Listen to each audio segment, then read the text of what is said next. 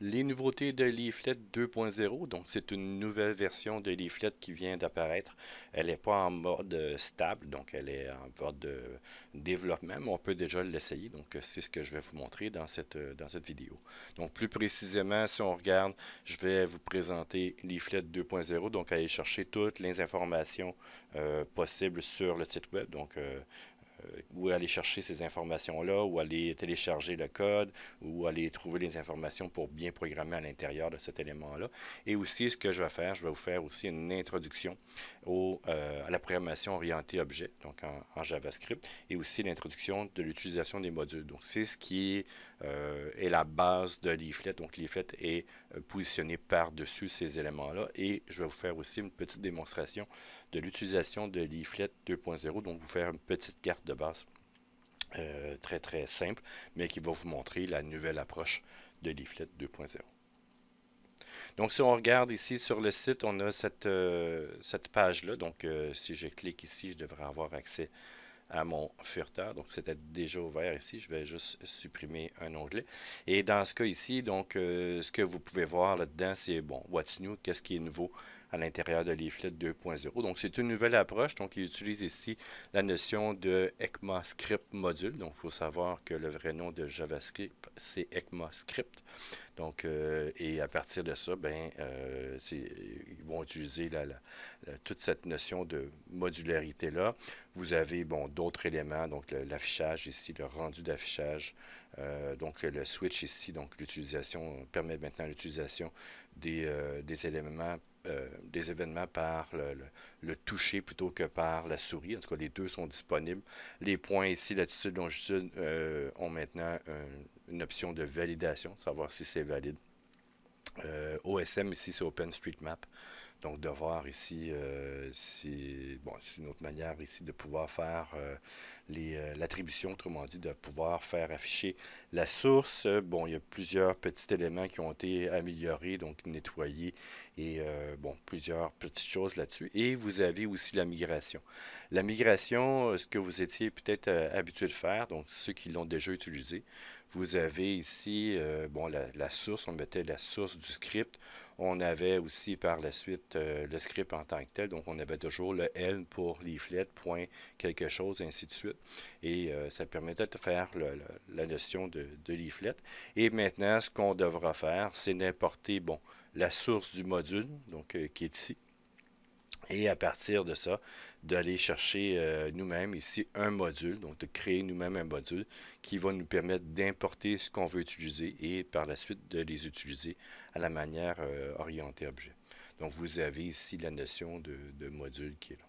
Donc c'est une autre approche, c'est pas, ben, c'est un peu différent, mais c'est pas si c'est pas des changements très très très très différents, si ce n'est que de faire ici l'utilisation des new ici, donc l'utilisation par l'orienté objet, donc par l'utilisation de classe ici. Donc c'est pas mal ça qui fait la différence. Donc si on regarde ici, bon, la notion de l'implémentation, ce lien-là, pour ma part, en tout cas pour l'instant, il ne fonctionne pas. Donc, au moment où j'enregistre la vidéo, ce lien-là ne fonctionne pas. Ce que j'ai dû faire, c'est de le télécharger. Donc, je vais vous montrer où aller chercher aussi cette notion-là de téléchargement. Donc, vous avez bon, plusieurs informations par rapport au changement, des choses comme ça. Donc, il y a plein de petits éléments. Évidemment, je n'ai pas tout testé encore, mais pour la base que j'ai fait, ça a super bien fonctionné. Donc, c'est vraiment très intéressant pour ça. La programmation par module en JavaScript, c'est quelque chose qui nous permet de programmer par petits morceaux ou groupements de code. Donc, c'est apparu à la version 6, si je me souviens bien, de la normalisation avec ECMAScript. Donc, c'est quelque chose qui est pas tout à fait nouveau, mais ça fait pas si longtemps que c'est sorti. Et c'était quelque chose qui était demandé. Donc, auparavant, il y avait d'autres manières, donc non standardisées, non normalisées pour pouvoir utiliser ces notions de modules-là. Maintenant, avec la version 6, comme je vous dis, là, je pense que c'est cette version-là qui nous permet de faire des modules. Et ces modules-là permettent de regrouper du code en blocs et de pouvoir faire la réutilisation de ces blocs, d'importer seulement les blocs que l'on a besoin, donc les modules qu'on a besoin.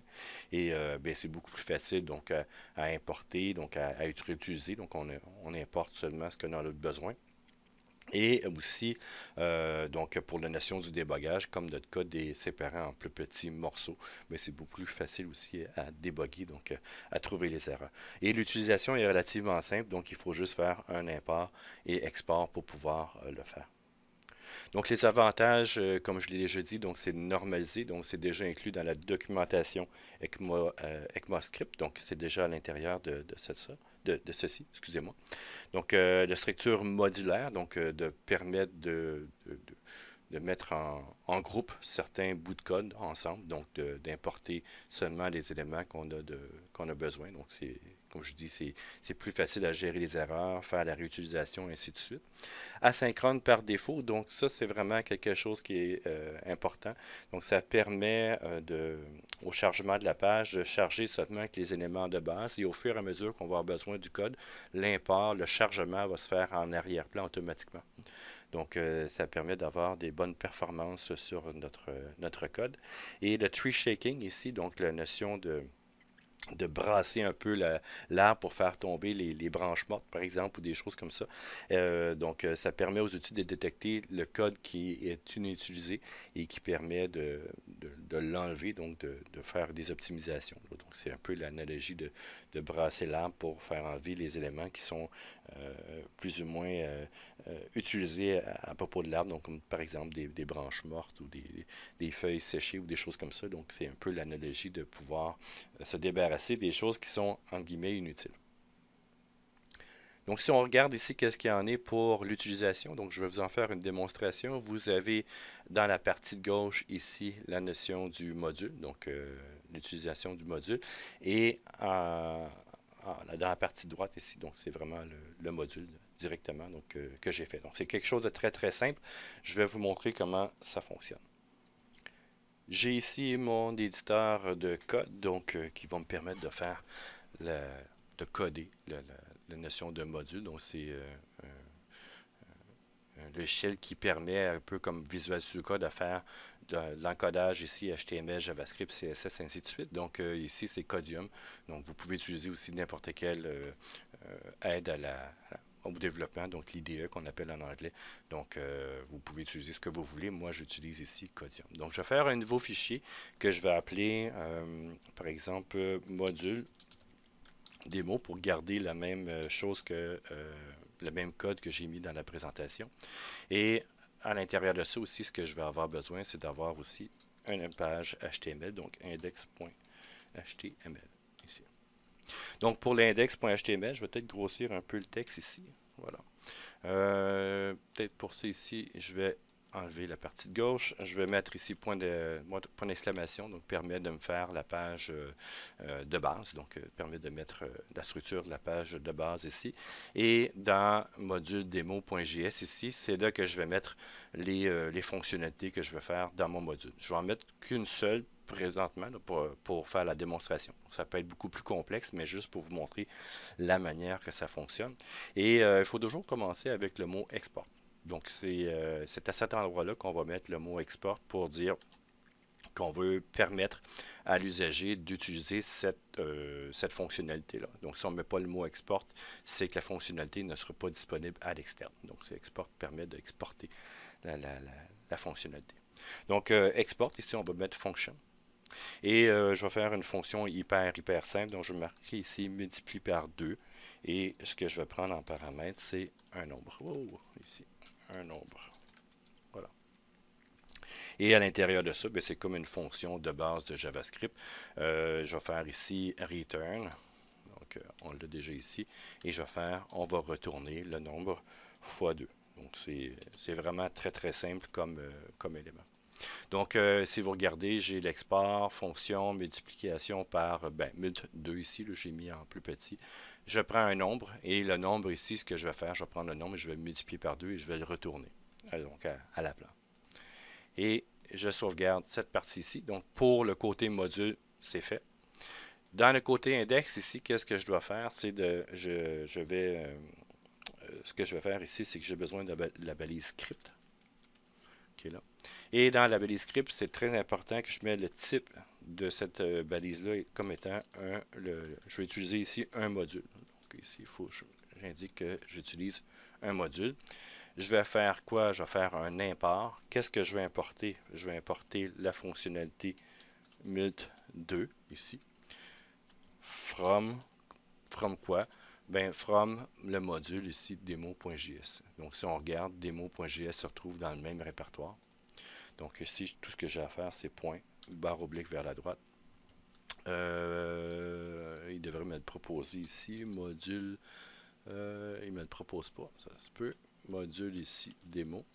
On va voir. Des fois, ça peut être une faute de frappe ou quelque chose que j'ai oublié de mettre. Ça arrive. Ah oui, c'est vrai, j'ai oublié de mettre entre guillemets ici des informations. Voilà. Donc, import ici, mult2 from ce fichier-là. Point virgule ici. Et ce que je peux faire ici, ben juste afficher dans la console quelque chose. Autrement dit, où je peux faire un pop-up ou un alerte ici. Donc, ça va être vraiment très très simple. Et je vais faire ici quoi? Ben, je vais mettre ici mult2. Et je vais mettre par exemple le chiffre 100. Donc, il devrait me retourner 200. Donc, en faisant ceci, j'ai sauvegardé mes deux éléments. Donc, j'ai mon index qui utilise le module démo qui est là. Et si je fais Go Live ici, on va aller voir. Et voilà, donc ça multiplie par 200, donc 100. Donc, ça multiplie par 2, donc ça me donne 200. Donc, ça, c'est la base. Donc, ici, la notion de module, vous pouvez le faire déjà là. Donc, c'est de base avec les dernières versions de JavaScript. Donc, vous pouvez l'utiliser. C'est hyper simple, comme vous voyez. Et ça permet de faire des modules, donc de tout mettre dans des blocs, donc dans des regroupements, des informations qui sont similaires, donc des fonctionnalités qui sont similaires. Et ça permet de réutiliser les éléments. Donc, voilà pour cette présentation pour les modules. La notion de programmation orientée objet en JavaScript, ça a été introduit par la version 6 d'ECMAScript.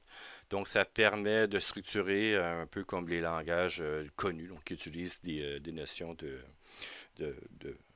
d'objets, donc de classes, de structures, d'orienter objet. Donc, le but, c'était de se rapprocher de ces langages-là. Donc, on pourrait nommer ici, par exemple, C#, Java ou Python, ainsi de suite. Donc, Python un peu différent, mais pour les autres éléments, c'est d'avoir une structure qui est vraiment orientée objet. Et ça permet de créer des objets avec des propriétés méthodes comme les autres langages, donc qui vont servir de modèle. Donc, ça va être des classes qui vont servir à faire des instances de classes. Donc, c'est ce qui est utilisé à l'intérieur de Leaflet 2.0. Donc, je vais vous l'expliquer ici. Donc, faire une brève introduction. Et à partir de là, ben, vous allez comprendre pourquoi il y a certaines fonctionnalités qui vont s'appeler un peu différemment que ce qu'on est habitué de faire avec Leaflet. Donc, on a un exemple d'utilisation ici d'une classe. Donc, c'est une classe personne, ici avec un constructeur, avec un nom, ainsi de suite. Donc, getNom ici, donc une méthode qui permet de retourner une information. Et bon, je vais vous le faire ici en démonstration aussi. Je suis revenu à l'intérieur de mon éditeur de code ici. Donc, ce que je vais faire là-dedans, donc, bon, je vais réutiliser mon index. Le module ici n'est plus nécessaire pour ça. Donc, ce que je vais faire ici, c'est que je vais revenir à la notion d'un script de base. Donc, je n'utiliserai pas le module. Quoique ça peut se faire aussi dans un module, mais je n'utiliserai pas cette notion-là. Et à l'intérieur du script ici, ben, ce que je peux faire là-dessus, c'est de faire une classe. Donc, autrement dit, ça va être un modèle qui va me permettre de pouvoir faire plusieurs éléments de ce même modèle-là. Donc, autrement dit, je me fais un plan et je fais plusieurs objets à partir de ce plan-là. Donc ici, pour faire, selon la démonstration que j'ai présentée dans la présentation, donc j'ai une personne ici. Donc, ce que je dois faire, c'est de mettre entre accolades les informations, de faire un constructeur. Autrement dit, le constructeur, c'est lorsque je vais créer une nouvelle instance, donc un nouvel objet à partir de ce modèle-là, donc de cette classe-là. Ce que je vais faire, je devrais fournir certaines informations de base. Donc, en tout cas, ici, je vais en mettre qu'une seule. Donc, on a constructeur ici. Et là-dedans, je vais demander que le nom de la personne soit soit inscrite lors de la création de l'objet ici personne, donc lors de l'instanciation. Et là-dessus, donc ce que je dois faire ici, ça va être 10.nom ici, va être égal à non. Autrement dit, ce que je fais, c'est que je prends l'information du nom ici, qui se trouve être là, et je le mets la, euh, dans l'instance ici, selon le nom. Et ce que je vais faire ici, je vais mettre get nom ici. Donc, c'est une méthode qui va me permettre d'aller chercher le nom de cette instance-là, donc le nom de la personne que j'ai créée. Et à partir de là, ce que je vais faire ici, je vais faire, ben tiens, je vais continuer avec l'alerte ici. Donc, ça fait un pop-up. L'alerte ici, et je vais faire donne-moi ton nom. Donc, 10.nom, tout simplement. Donc, ça, c'est la notion de classe ici. Ça, c'est la notion de classe. Donc, ce que ça va me permettre de faire à l'intérieur de ça, bien, ce que je peux faire maintenant, je peux faire autant d'objets personnes à partir du plan, donc qui est la classe personne ici. Donc, je peux faire ici P, donc ça va être une variable, donc je pourrais faire ici let P ou var P, c'est comme vous voulez, est égal à new personne. Donc, le new, vous allez voir qu'on va l'utiliser dans leaflet. Et à l'intérieur de ça, donc je peux dire ici, ben, je vais mettre le nom Martin. Et ce que je vais faire ici, ben, je vais faire p.getNom. Donc, ça va me permettre d'aller chercher le nom. Donc, ici, j'ai mis tout de suite une alerte là. Donc, ça fait un peu bizarre. C'est pas, je ne retourne pas le nom directement, quoique je pourrais le faire aussi. Mais je peux vous le montrer dans les deux manières. Donc, si je fais ici comme ça, je vais réafficher mon site. Donc, on a le nom ici, Martin. Donc, je vais juste en enlever un des deux ici. Et on pourrait le faire aussi d'une autre manière. Donc, plutôt que de faire alerte ici, je peux faire return. Oups, on va l'écrire comme il faut. Return ici, this.nom. Et ce que je pourrais faire ici, c'est alerte. Ici, comme ça, comme ça. Ça va fonctionner pareil. Donc, j'ai déjà sauvegardé. En sauvegardant, ça fait le rafraîchissement de ma page et on peut voir que ça fonctionne. Donc, c'est vraiment cette partie-là que Leaflet va utiliser. Donc, Leaflet 2.0 va utiliser ces éléments pour pouvoir les construire. Maintenant, Leaflet 2.0, donc, ben, c'est quoi? Comment ça va fonctionner, cette notion-là, avec les informations que j'ai présentées. Donc, si vous regardez ici, donc pour pouvoir l'utiliser maintenant, là, donc, ben, en attendant que ça soit vraiment officiel, en tout cas, j'ai l'impression que c'est ça ici, donc il va falloir le télécharger localement. Il n'y a pas de CDN, donc le Content Delivery Network, autrement dit, un lien central où est-ce qu'on on peut faire le lien de pointer notre page web vers la source du code. Donc, pour l'instant, ça ne semble pas fonctionner. Donc, moi, ce que j'ai fait, c'est que je l'ai téléchargé. Je vais vous montrer où. Et à partir de là, donc, de pouvoir faire la source dans notre code et de pouvoir programmer, donc, avec la nouvelle manière, donc, avec le nouveau format, la nouvelle approche pour pouvoir faire du leaflet 2.0. Donc, si on regarde déjà sur le site ici, leaflet.com/ donc barre oblique vers la droite, download.html, vous allez avoir accès à l'information. Donc, je vais cliquer dessus ici.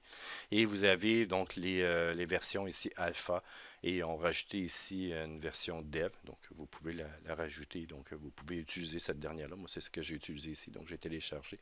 Et en cliquant dessus, ça va vous donner un fichier zip. Donc, vous pouvez mettre dans le répertoire de votre de votre code ou de votre élément de développement, donc à la même place que votre page HTML, JavaScript, CSS, ainsi de suite, ou le mettre à une place un peu différente donc pour pouvoir faire un lien, donc pouvoir pointer dessus. Donc ça, c'est la chose. Donc si vous regardez ici, donc c'est pour mettre ici à l'intérieur de notre code. Donc ça ici, c'est si on avait un élément centralisé. Donc c'est pour la version 1.9.4, donc qui est la version stable maintenant. Et sinon, ben, ils nous disent ici comment le faire. Donc utiliser le CSS, utiliser le leaflet, ainsi de suite. Et vous l'avez même pour NPM, donc pour le package manager, en tout cas. Il y a plusieurs éléments pour pouvoir le faire. Donc moi, je vais vous montrer comment je l'ai fait et où est-ce que j'ai tout téléchargé ces éléments-là. Voilà ma structure de code de base. Donc, autrement dit, je suis revenu avec l'index ici. J'ai importé mon fichier de style. Donc, le fichier de style, autrement dit, c'est comment je veux que ma carte se place à l'intérieur de mon application web. Donc, autrement dit, c'est la même chose que l'on en avait avec la base de Leaflet. Donc, j'ai fait un style ici. Si vous regardez HTML body, donc j'ai mis l'élément carte. Donc, je vais l'appeler avec l'identifiant carte, mais vous pouvez l'appeler aussi avec map si vous voulez. Là. Dans les informations de base, c'est map. Vous avez le padding, la position, ainsi de suite. Donc, tout est possible de le mettre comme ça ici. Donc, je vais revenir ici avec le map. Et à partir de là, ici, ben, qu'est-ce qu'il faut faire? Donc, si vous regardez, moi, j'ai dézippé cet élément-là et je l'ai mis dans le répertoire. J'ai marqué Leaflet Dev 2. Donc, Leaflet, côté développement, version 2.0. Donc, si on regarde à l'intérieur de ma structure de fichier ici, ben, si vous regardez, j'ai l'élément, donc leaflet dev2, et c'est ce qu'on a à l'intérieur. Donc, moi, ce que je devrais faire, c'est d'aller pointer vers le leaflet.js ici et le leaflet.css là. Donc, ça, c'est les deux premières choses à faire. Et par la suite, bien, je vais pouvoir commencer à coder. Donc, dans la partie ici que je veux faire, donc moi, je me suis mis aussi un petit lien pour un petit commentaire ici pour me dire que si je veux télécharger, je trouve la source à cet endroit-là. Donc, si jamais il y a une nouvelle version qui sort, je veux tester, ben, j'ai juste à retourner à ce lien-là. Et ce que je vais faire ici, c'est un link CSS. Plutôt que de mettre style ici, je vais pointer vers le leaflet. Donc, si vous regardez ici, leaflet, il me le propose déjà dans mon cas, leaflet, et je vais aller pointer vers le leaflet CSS. Donc, ça, c'est la première chose que je dois faire. Donc, ça, c'est la base. Donc, dans mon en-tête, ici, c'est ce que j'ai fait. Dans mon body, ici, j'ai un script de trop présentement. Dans mon body, ici, qu'est-ce que je vais faire? Ben, je vais pointer vers le leaflet.javascript. Donc, la manière de faire est un peu différente.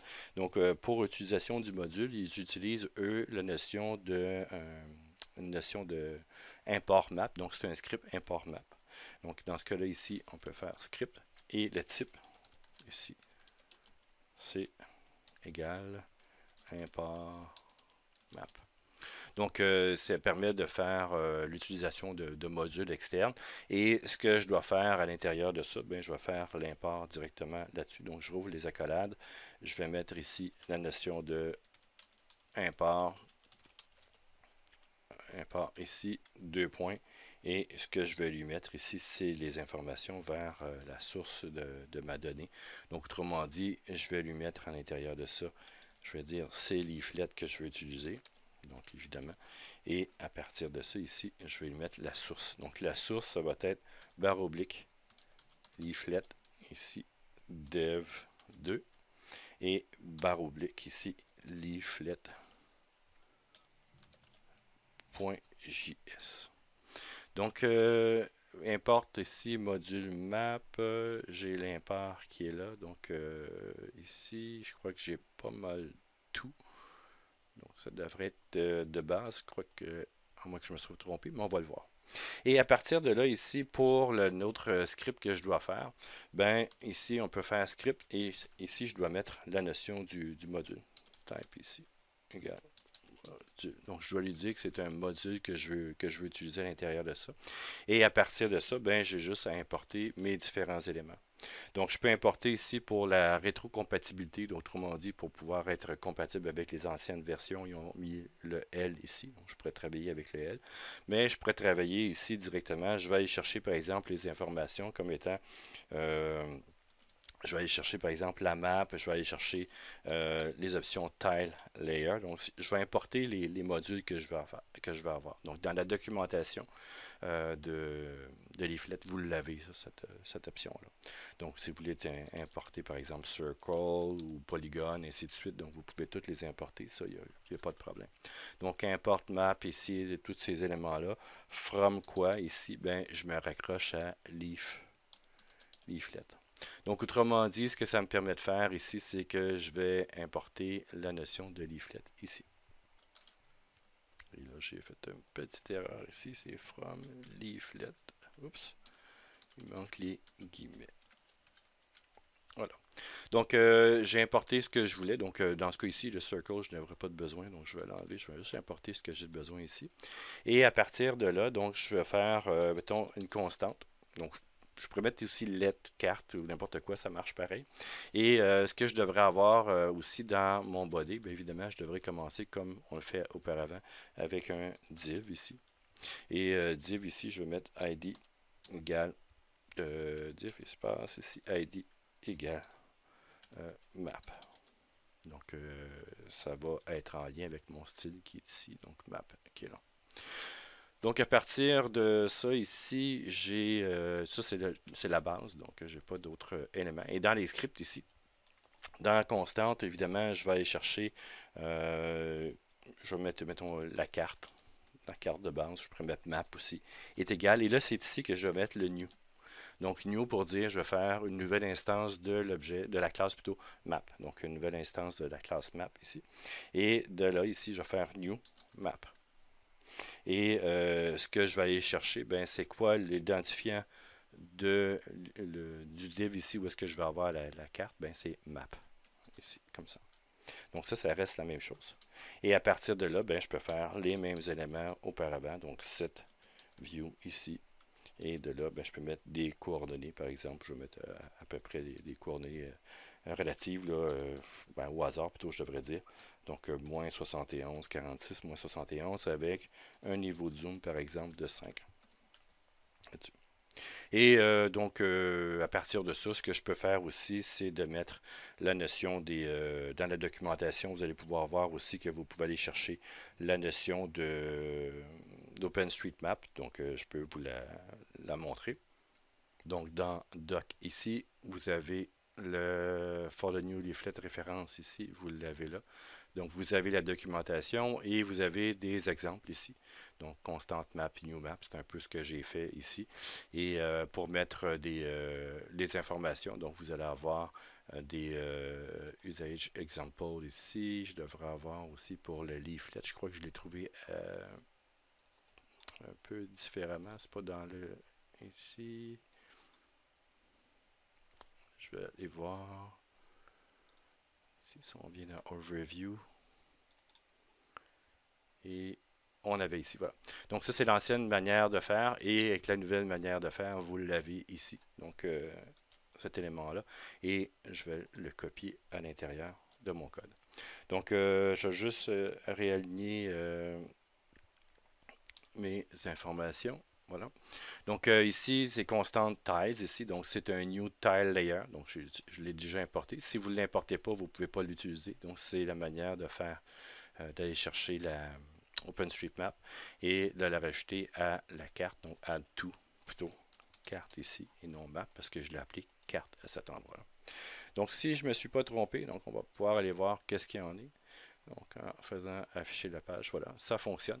Et donc, ça permet de faire un certain niveau de zoom ici. Donc, ici, j'avais marqué 5, mais si je reviens, mettons, si je mets 10 ici, je sauvegarde, je reviens ici. Et voilà, donc c'est à peu près la 46 moins 71, c'est à peu près là. Donc, ouais, c'était le centre de la carte. Et donc, ça me donne une idée là, de comment aller centrer ma carte. Donc, aller chercher les bonnes coordonnées. Par exemple, si je voulais avoir Québec ou des choses comme ça. Là. Donc, aller chercher les bonnes coordonnées pour cet élément-là. Donc, ça ressemble pas mal à ça. Donc, tout ce que vous devez faire là-dessus, c'est d'utiliser les notions de new. Donc, faire des nouveaux éléments. Donc, si vous voulez avoir, par exemple, un circle, vous faites new circle avant de l'utiliser. Mais le reste des propriétés ou des choses comme ça, il reste sensiblement pareil. Donc, c'est ceci. Donc, c'est ce que j'avais à vous montrer pour la notion d'introduction avec Leaflet 2.0, donc en version développement et non en version stable. Donc, faites attention à cet élément-là. Donc, si vous développez avec ça, ben, dites-vous qu'il y a des choses qui peuvent changer. Donc, c'est ça ne veut pas dire qu'il y a des choses aussi qui peuvent être brisées en cours de route. Donc, ça se peut qu'il y ait des bugs qui apparaissent ou des choses comme ça. Mais c'est juste pour vous montrer vers quoi Leaflet s'en va donc dans la programmation.